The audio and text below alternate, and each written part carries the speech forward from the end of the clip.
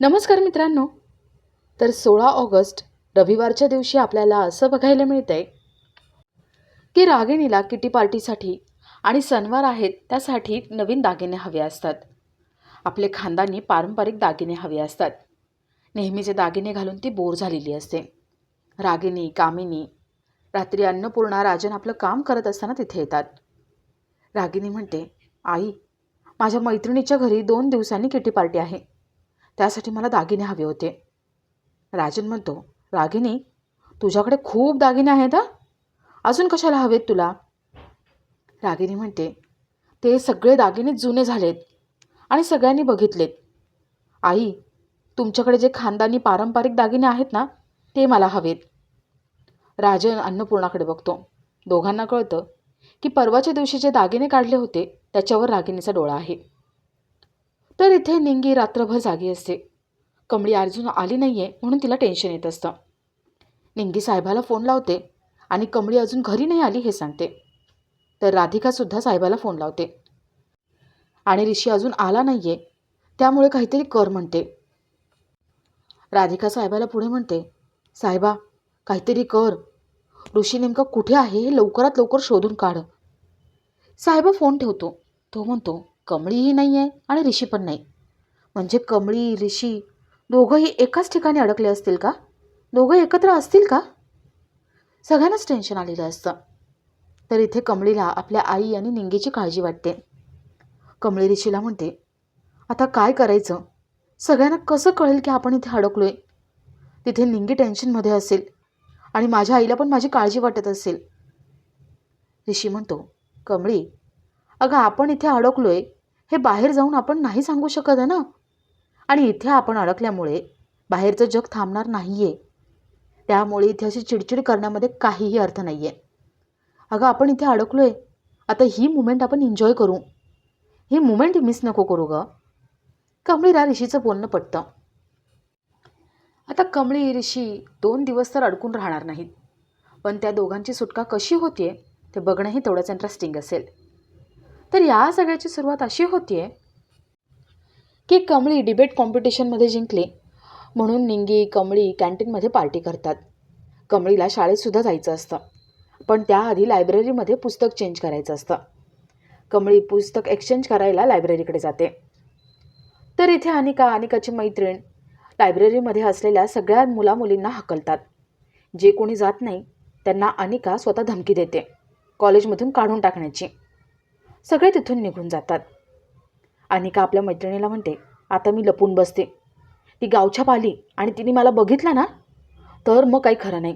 तिला कळेल की माझा काहीतरी प्लॅन आहे, म्हणून तू इथे थांब. अनिकाची मैत्रीण ठीक आहे म्हणते. अनिका लपून बसते. सगळे गेलेले असतात. लायब्ररी रिकामी झालेली असते.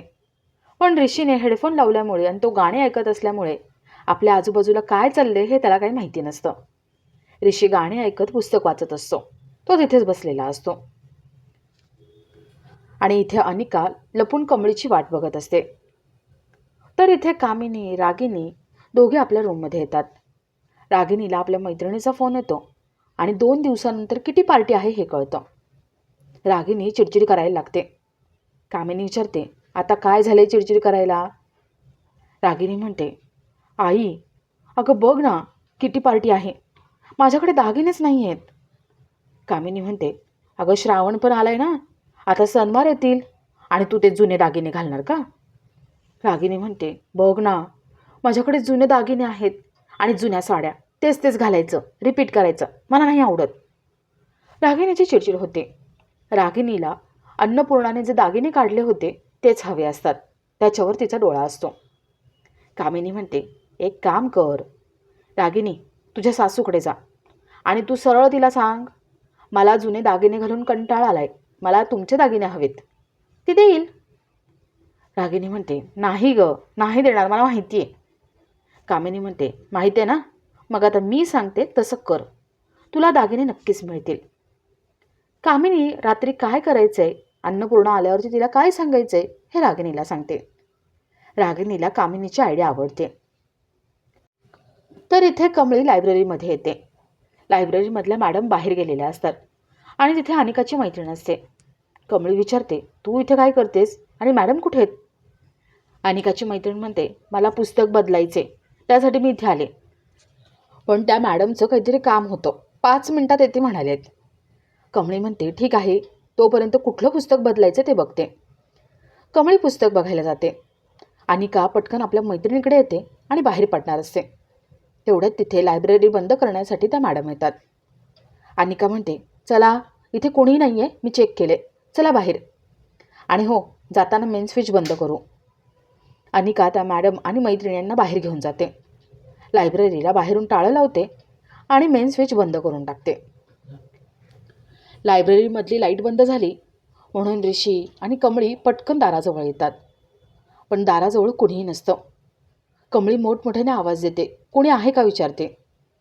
ऋषी आपले हात पसरतो आणि कमळीला म्हणतो, मी आहे ना. कमळीला कळतं की आता आपण दोघंच इथे अडकलोय. तर इथे निंगी घरी येते. सरू शेजारच्या बाईला कमळीच्या लहानपणीच्या आठवणी सांगत असते. ते बघून निंगीला खूप बरं वाटतं. निंगी स्वयंपाकाला लागते. कमळी थोड्या वेळाने येईल असं तिला वाटत असतं. तर इथे कमळी टेन्शनमध्ये असते. कमळी थोडा विचार करते आणि ऋषीला म्हणते, ऋषी सर, उद्या 15 ऑगस्ट आहे आणि रविवारची सुट्टी, म्हणजे 2 दिवस सुट्टी, म्हणजे 2 दिवस आपण इथे अडकून बसणार. काहीतरी करायला हवं. कमळी मोठमोठ्याने आवाज देते, पण बाहेर कोणीच नसतं. सगळे निघून गेलेले असतात. कमळी ऋषीला म्हणते, तुम्ही कोणाला तरी फोन लावा, साहेबांना फोन लावा. ऋषी म्हणतो, कमळी, कॉलेजमध्ये जामर लावलं आहे, त्यामुळे रेंज काही येणार नाही आणि कोणाला आपण फोनही लावू शकत नाही.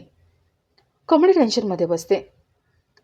तर इथे निंगी सरू यांचा स्वयंपाक करून होतो आणि जेवणासाठी ते कमळीची वाट बघत असतात.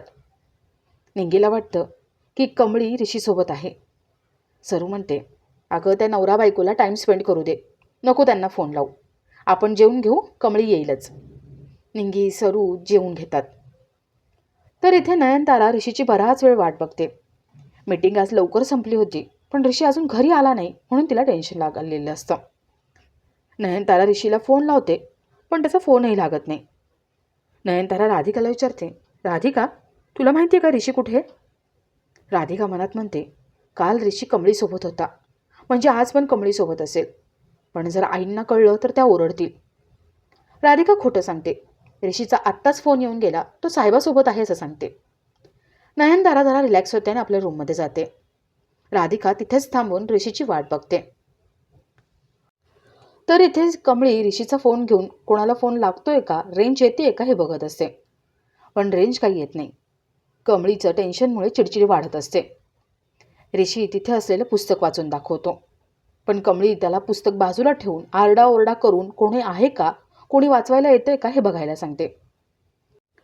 ऋषी म्हणतो, कमळी, अगं, आत्ता आपण इथे आहोत ना, मग आपण पुस्तक वाचू, कविता वाचू आणि एकमेकांसोबत चांगला वेळ घालवू. अगं, असा चान्स परत येणार नाही. कमळी म्हणते, तुम्ही बसा पुस्तक वाचत, मी जाते. कमळी खिडकीजवळ येते आणि मोठमोठ्याने आवाज देते, कोणी मदतीला येते का बघते, पण तिथे कोणीच नसतं. आणि आपला आजचा हा भाग इथेच संपतो.